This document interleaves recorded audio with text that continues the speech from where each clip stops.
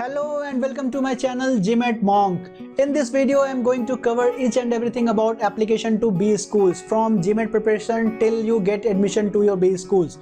So I have divided this chapter 1 into 4 parts A, B, C and D so that the video should not get too long.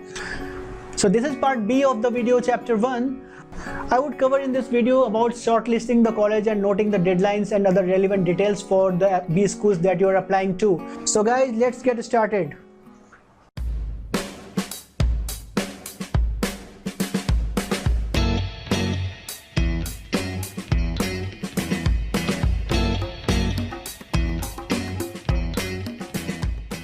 So let's get started, viewers.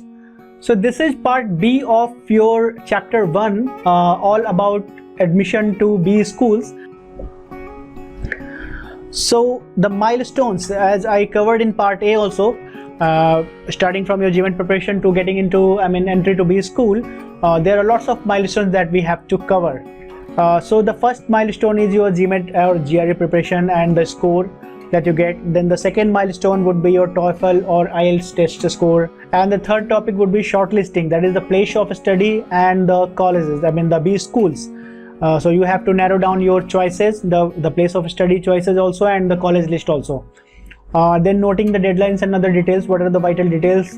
Then the fifth topic would be the application process and submission, the essays, resume, transcript, recommendation, application fee waiver, and TOEFL or IELTS waiver, how can we get.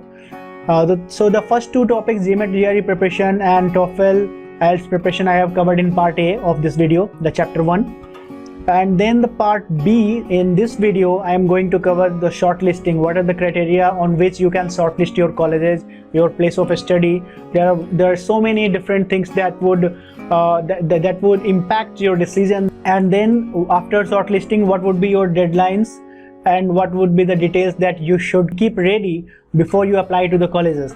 And then in part C, I would cover the application process and submission, all these things. And in part D, I would cover the miscellaneous topics. All these things are very vital before you getting into your B schools, because GMAT preparation is just one part, and people are very, people like me, when I was taking GMAT, I was also very confused that what after GMAT, how to select the colleges, which place to select, and then after selecting college and then application also, how to, what are the details, or what are the key things that I have to note down and have to keep in my mind while applying to colleges, and then essay, resume, all these things. So after final decision, you have to accept your decision and then obtain I-20 from college, financing. Then visa is very important. After getting visa also, how to get rental accommodation in US if you are going to some foreign college or international B schools. Then medical tests, are they required or not.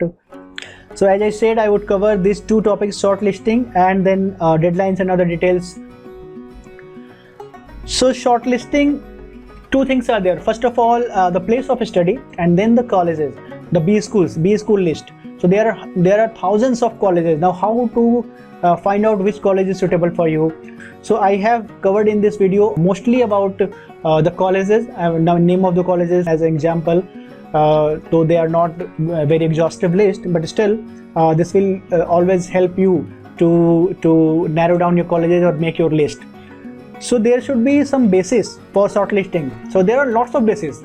I have covered so many things. Few would fit your criteria, few maybe fit for some other applicants. So first thing is duration and type of MBA. One is your 1 year full-time MBA, and then second is 2 year full-time MBA. So in India, if you say like ISB, IIMs or European colleges also, they offer you a 1 year full-time MBA. But if you are going for US college, so they will provide you 2 year full-time MBA. 2 year means not exactly 2 years. It may be 18 to 20 months or maybe 22 months. So around 2 years. So if you have decided that you have to do 1 year MBA, so you don't want to go for 2 years, then you should not apply to US colleges. So which country would be better for you is either India or Europe. Canadian colleges also, few colleges provide you 1 year full-time MBA. And if you are willing to go for 2 year full-time MBA, then obviously there are lots of choices for 2 year also. So US colleges are there, and then few European colleges are there, few Canadian colleges are there. So there are so many. So based on 1 year, based on duration and type of MBA, you can select your or list down your college or BA schools. Now the second basis would be your place of choice. So many of the applicants are very much fascinated with US colleges, but there are so many pros and cons. I mean, the cost wise, or there are lots of criteria is there. So you may, think before wherever you are going. There are visa rules, there are government policies, so all those things are there. So you should be well aware of those things also. So now you have to decide which place you want to go to. For most of the applicants, US is the first choice normally. But there are lots of colleges which provide you great opportunities which are not in US, like some Canadian colleges, you can say, in Europe, or if you say in Denmark or Germany or even Finland also, there are very good BA schools. So if you go there also and get a very good college, I mean the top college of Denmark or top college of Germany, and get your education from there, get your MBA done from there, so that also would give you a very good kickstart for your career. Great job opportunities are there also. US is not the only destination for colleges, so you can explore the world. What are the top colleges of each country? So place of choices would be the second basis. Maybe US, Canada, Europe, India, Australia, Singapore, China. So where you want to go for your MBA. Now the third basis would be the college ranking overall. So we normally see the ranking only. I also went to ft.com, the financialtimes.com, and then found out the FT ranking and got that top 100 colleges. From that 100 college list, I shortlisted few of the colleges as per my choice and researched about that. So all these things you can do, because obviously the top ranked colleges, top 50, top 60 colleges are always better for your placement opportunities and the alumni network. So those colleges are obviously better. So people go for the top higher ranked colleges always. So if you have a good score and good profile, then why I would compromise with lower ranked college. So this college ranking would also influence your choices of colleges. So you can go to FT MBA ranking and find out top 100 colleges all over the world. And then US News MBA ranking also you can get. Go to Google and search US News MBA rankings, and you can get the top 100 or top 50 college for US college. I mean, this is for US colleges only. And then you can also visit topuniversities.com ranking. On these websites, you can customize your rankings. You can find the college rankings based on the stream, that is supply chain management or operations you want to get, or you want to rank the colleges based on the average salary or the increment from last year, or a very good alumni network. So all different fields are there on the basis of which you can customize and you can get your ranking on topuniversity.com. So these are 2-3 websites on which you can find the college rankings and decide your college. Then college ranking for your choice of subject. If you want to do your MBA in finance, if you want to do your MBA in supply chain or operations, or marketing or sales, so whatever be it. So based on that, you should also prepare your college list. A good college like McCombs, you can say, or Notre Dame Mendoza. This is a very good college for some stream. Let's say for marketing, these are very good colleges. But what about if you want to get into supply chain management, or if you want to go in finance management? So this college will not fit your choice, because these colleges are, though these are top ranked colleges, but still it's not for your choice, because you are not willing to do MBA in marketing. You are willing to do your MBA in some different stream. So based on your choice of subject also, you should rank your college.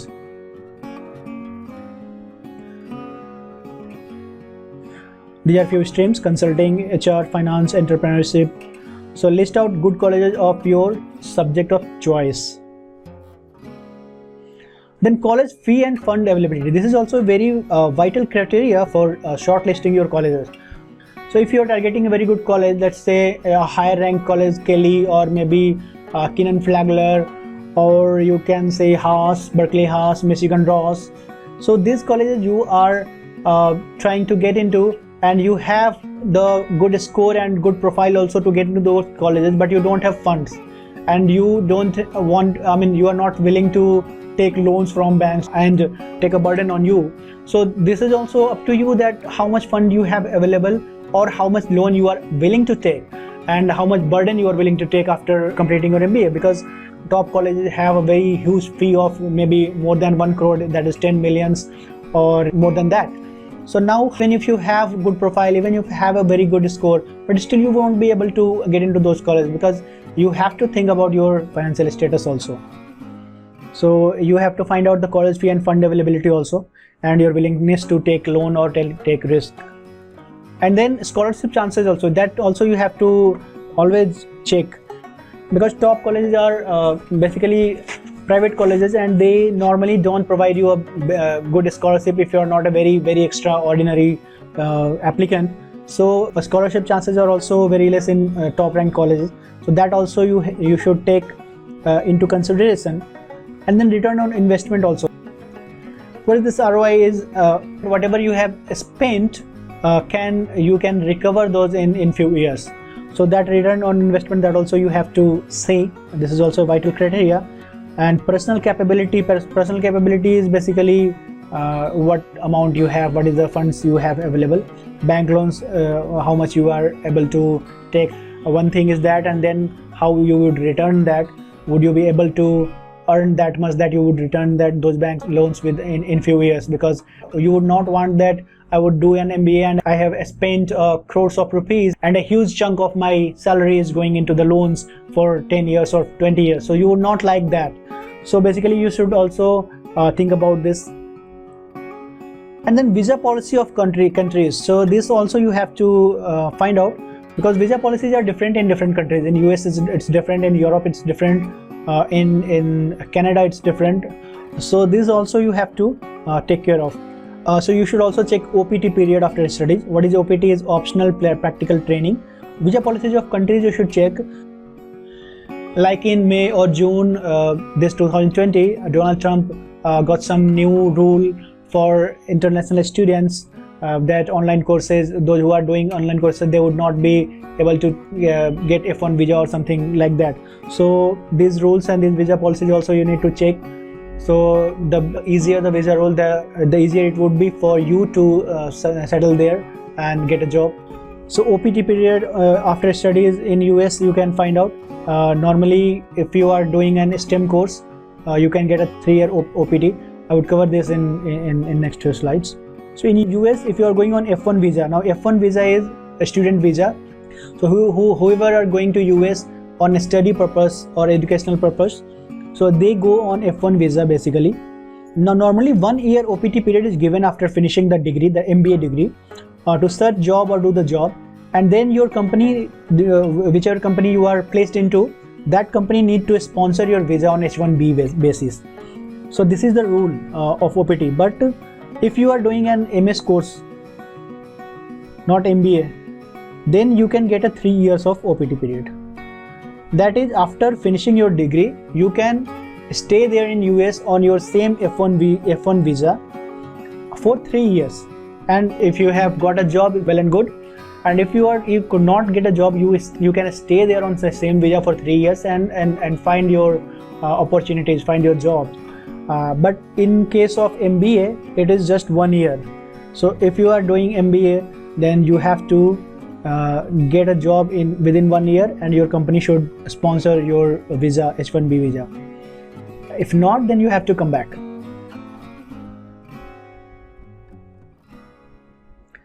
In Europe, mostly there is no such option, OPT, for extension of stay. Now, STEM courses availability, this also you should check. This is a very important thing while deciding the college. If you get into a college which is not STEM certified, then you can't do MBA plus MS to get a 3 year of OPT. But if your college is STEM certified, then you can do your MBA plus MS degree and easily get a 3 year of OPT. That is, you can stay in US for 3 years after finishing your degree. So even if you got a job, you can still do your job on the same F1 visa for up to 3 years.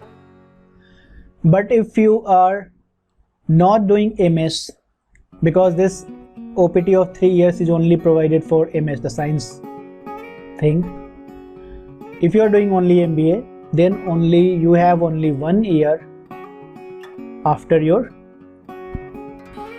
degree. So many US colleges provide STEM courses, so you have to find out which university or which college provide you STEM courses. So STEM means MBA plus MS degree. You have option for MS courses.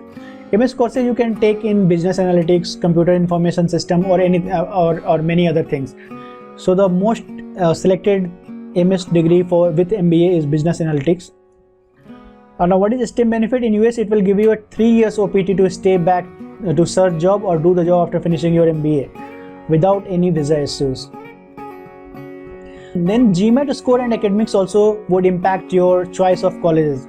If you have got a 680, 690 score and you have an average profile, you cannot apply to Wharton or Harvard or Ross, because you have to have a very good score, 730, 740, 750, and a very good profile for getting into those colleges or top ranked colleges. So based on your score and based on your academics, you have to select your colleges, you have to narrow down or shortlist your colleges, B schools. So that I have covered in my part A video, part A of this chapter 1. So you can visit part A of this chapter 1, the link of which is given in I button and the description. So your choice of college largely depends on your GMAT score. You can't apply to Wharton or INSEAD with 680 score and average work profile. Also, you should have a decent undergraduate score to be competitive. That is, the academics should also be good. So out of 4 years, your score should be more than 3 or 3.5. Now, job opportunities and internship, these things also a very good criteria for selecting colleges. And then very vital thing is your alumni network, the alumni network of that college. The better the alumni network, the better you would also have the chance to interact with them and then get your opportunities. In choice of countries and visa sponsorship, so the job, there are enough jobs available in the vicinity of the place where you are getting your MBA. Because we have seen that there are so many good colleges, very good colleges, but not situated at very good place, where there are not many opportunities, not many companies surrounding that area.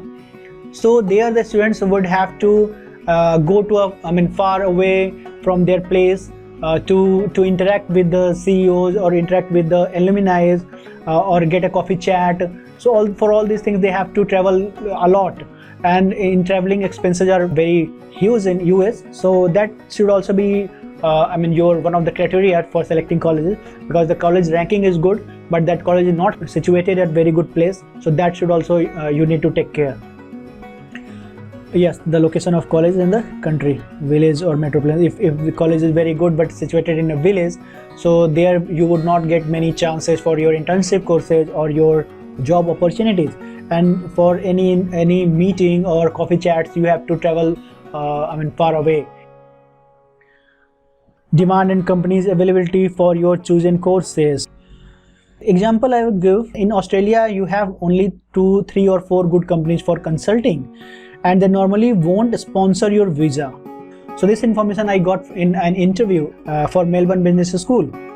So similarly in US, many consulting companies don't provide you H1B visa. So take care of that also. Means the companies should be there first thing, and then whether the companies or that stream, which you have selected, the financial companies or maybe the operations companies or the consulting companies, are they willing to sponsor your H1B visa? So that also you should take into consideration before shortlisting your college and before getting into interview also, because in interview also they ask sometimes that whether you have decided to work in US or work in this place. And when you say that yes, I have decided to work in this place, then they would ask you whether you know that these companies would not provide you visa or would they provide you visa. So these things, this information would work while you are giving your interview also. Then personal and familial constraints may also be there. If you have your parents or your kids whom you have to take care and you cannot leave them, then you obviously cannot leave them alone and go to US or some foreign countries. So in that case your choices would be different. So you would like to do your MBA in the same country where you are living, or you would like to take a 1 year course. So based on 1 year course and based your place of study, you would shortlist your college. Then state universities versus private colleges. This is also a very vital thing because state universities they provide you a good scholarship. Private colleges would normally not provide a scholarship to an average student, and then the college fee is also lesser for state universities. So many international students try for state universities also. So which are state universities and which are private colleges, that also you have to find out. Then placement record within 1 year. This also you can check. Average salary package and percentage increase in salary from last year. So these two things are also important for few students, so they can base their colleges on these criteria also. So this information you can get on the website of the particular college. So here is the FT overall ranking for 2020. This is the FT.com ranking, rank in 2020, rank in 2019, and it would also provide you an average 3-year ranking. Harvard is rank 1 in 2020. University of Pennsylvania, Wharton is rank 2, Stanford is rank 3, INSEAD is rank 5, SIBS, Sloan, and then if you go ahead and move to after 30, on 30 it's University of Michigan Ross. So Ross is also a very good college, and it would demand a score of 730 plus and a very good profile for getting into this Ross, Tepper. These are all good colleges. So even after 30 or 35 ranked colleges also, it's not very easy to get into. But the good thing is that you have a very good colleges in 50s ranking and 60s ranking, 80s ranking also. I would cover a few good colleges in next few slides. So what are my picks? Based on your score and profile, I will provide you some college names. These are not exhaustive list, or this may not be your choices. You should shortlist your BA schools based on your choices or your preferences or the priorities, but these are my picks. Based on my experience, I would name few colleges. This would be very helpful for you. So for 690 to 700 GMAT score, first I would target this 690 to 700 lower score and an average profile. So you may apply to these colleges. That Ohio State University, Fisher, Wisconsin School of Business, Texas A&M University, Mace Business College, Business School, then Michigan State University, Broad, then University of Texas at Dallas. This is Navin Jindal School of Business. Then University of Purdue University, Krannert, Rutgers Business School, University of Georgia, Terry, University of Rochester, Simon, then Maryland Smith. All these colleges are good for your 690, 700 score and average profile. So what is average profile and what is a very good profile, that I would cover in my next slide. And if you have good profile and the same score 690 or 700, then you may add these colleges also into your list. So these are the Arizona State University, WP Carey, which is very good university. Then Washington University, Olin, very good ranked college. Georgia University of Technology, Scheller, this is also excellent college. Penn State University, Smeal, then IIMs and ISB of India. So these are the colleges. So if you have a good profile and 690 and 700 score, then you have this much choices. And if you have a very average profile and you have a score of 700 or 690, then this should be your choice. So these are not the exhaustive list. Many more colleges are there. Listed here are a few good colleges for the given range of score.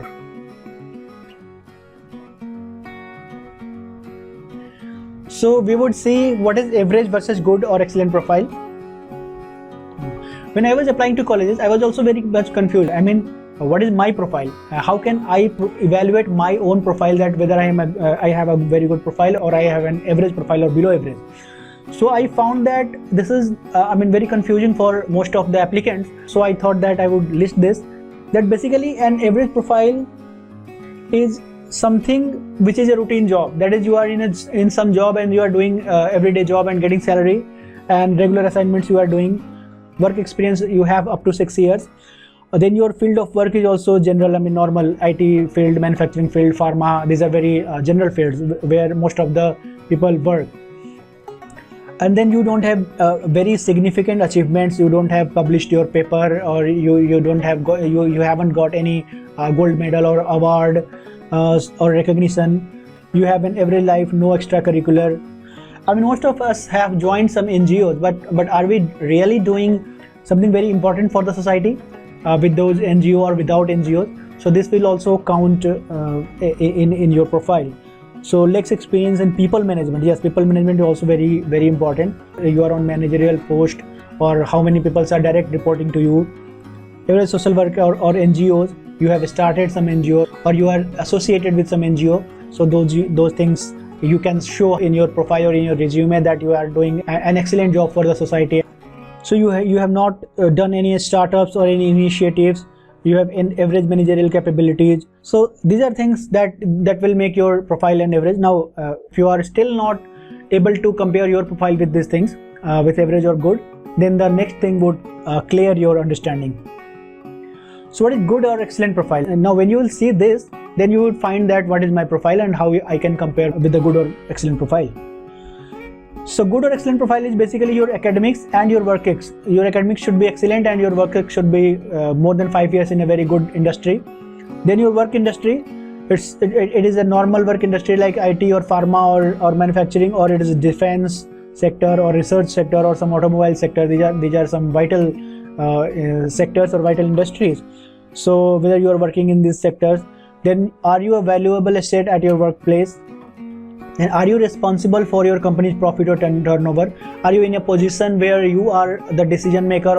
And then whether you have any unique quality or competency, certification, courses, degrees, then paper publications, patents, copyrights. You have done some patents, you have done some copyrights, you have published your papers.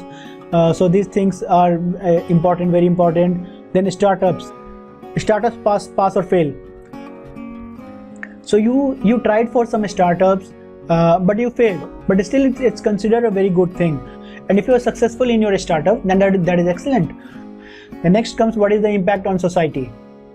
That is, example is Malala Yousafzai of Pakistan. She has done excellent job for the society, so she is renowned in the world. So for getting into college, you should not be renowned in the world, but still, I mean, it's an example that you have an impact on society. You have done something for society. You have improved the lives of many of people in your village. Let's say exceptional social services, flood relief. If you have worked very excellently in some flood relief at your place, at your natives, then excellent extracurricular and achievements. You are a sport player. You are representing your state or your country in sport or whether in any other field. So these things are also very vital. Awards and recognition. People recognize you. You have got awards from various societies or various different organizations.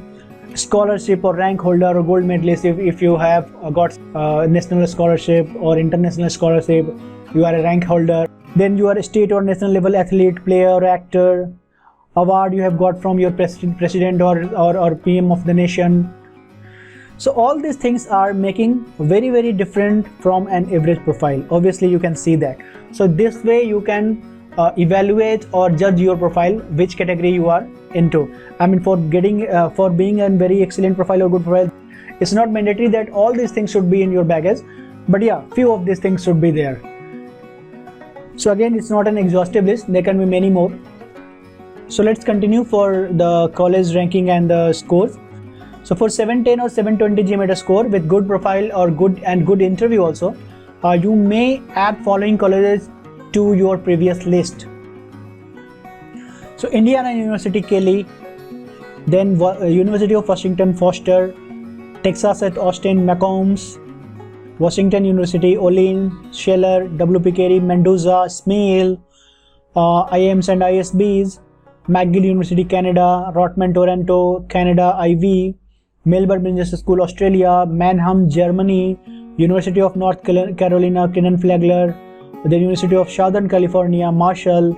So all these universities are few of the list that if you have a good score, 720 score, and if you have a good profile, then you can go for these colleges.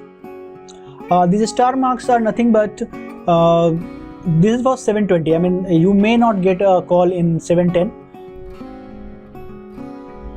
Next, if you have 730 or 730 plus GMAT score with average or good profile, you may add following college to your list, in addition to the earlier list of 680 to 690 to 720.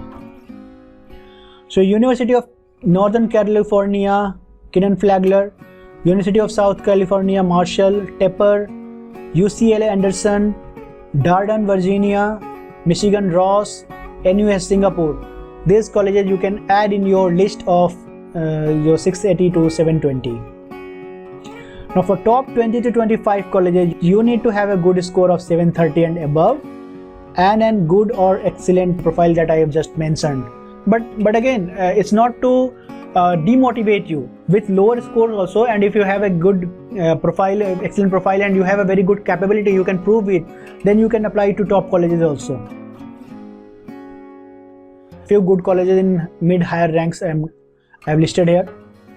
So these are good colleges in mid-higher ranks: Kiran-Flagler, Marshall, Tepper, Kelly, Foster, McCombs, Mendoza, Olin, Shaler. These are few very good colleges in mid-higher ranks. A few good colleges for supply chain management. Many students are willing to go into the field of supply chain management of operations. So I have listed few colleges here for supply chain operations. So good colleges for supply chain management or operations are Michigan Ross, then Michigan State University Broad. Broad is a very good college for supply chain management. And then Ohio State University Fisher, Arizona State University W.P. Carey. This again is a very good college for supply chain management. Then Pennsylvania State University, that is Penn State, Smeal, Washington University Olin, Wisconsin, Purdue Kennard. These are very good colleges for supply chain management. So let's move ahead to our next milestone, that is note the deadlines and other details. Why it is vital, I would tell you. Once you have taken GMAT and TOEFL tests and listed out few colleges where you would like to apply, your next step is to gather information about those listed colleges. So for those colleges, you go to the website of those colleges one by one and gather some information. Make an Excel sheet and note down following details.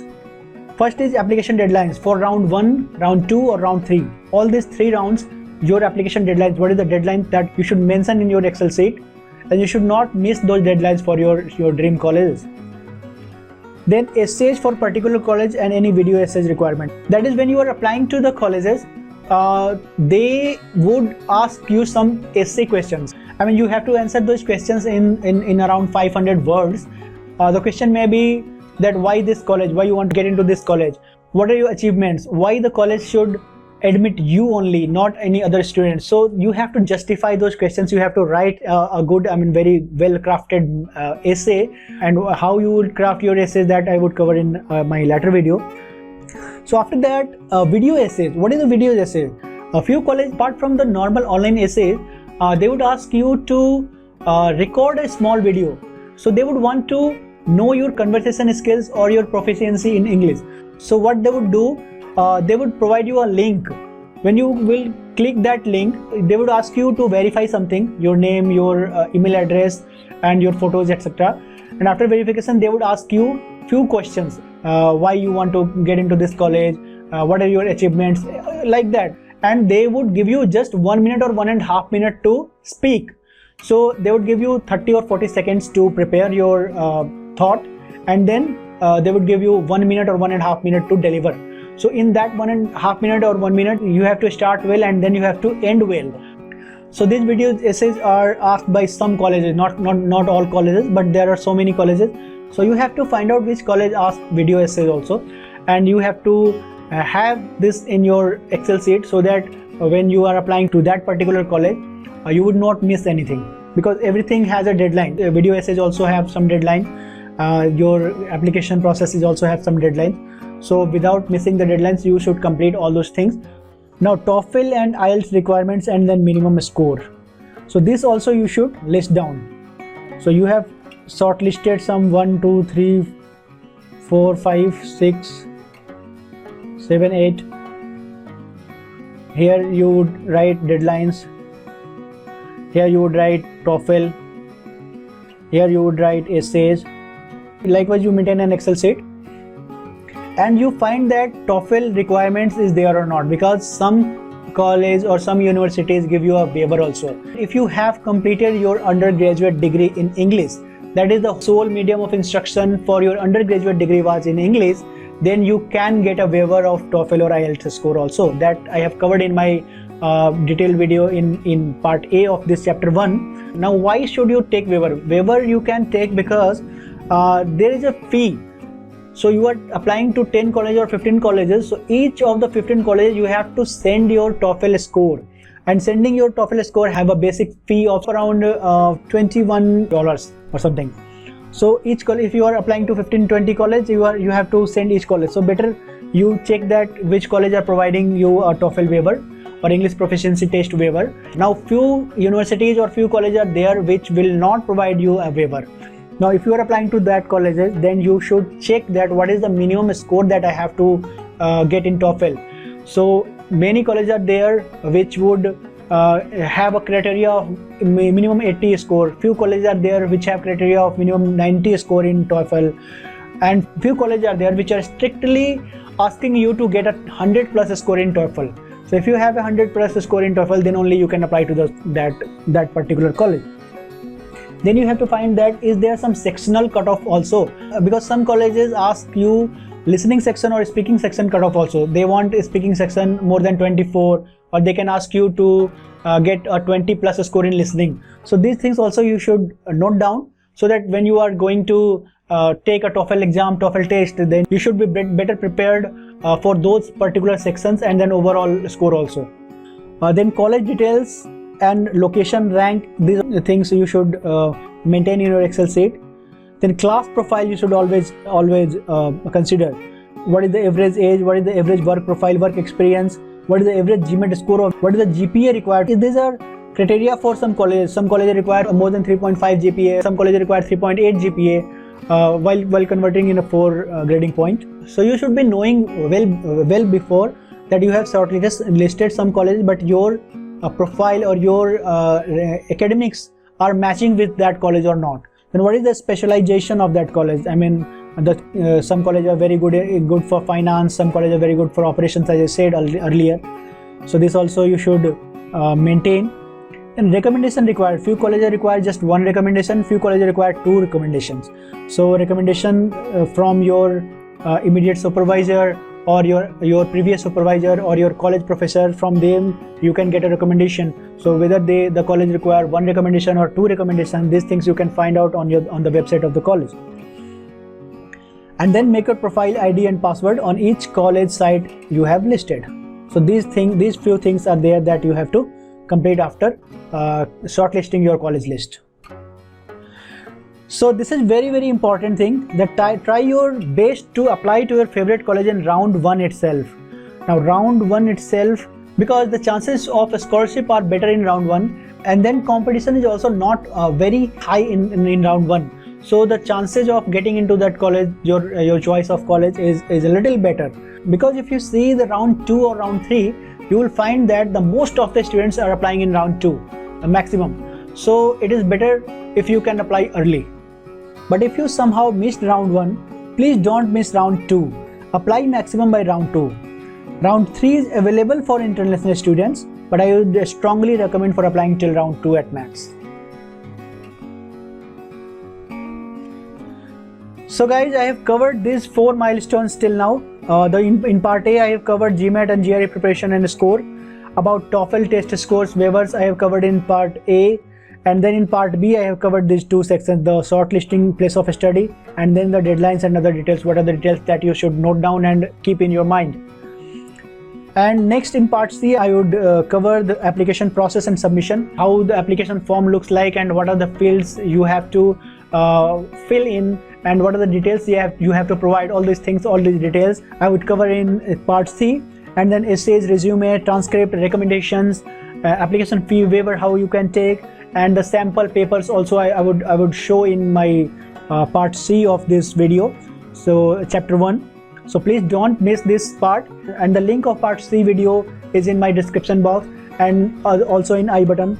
And then in part D, I would cover all these topics, the other topics like interview, calls, preparation, final decision acceptance, I-20 form, financing, visa, and other miscellaneous things. So these all things I would cover in part D. So don't miss part C and D.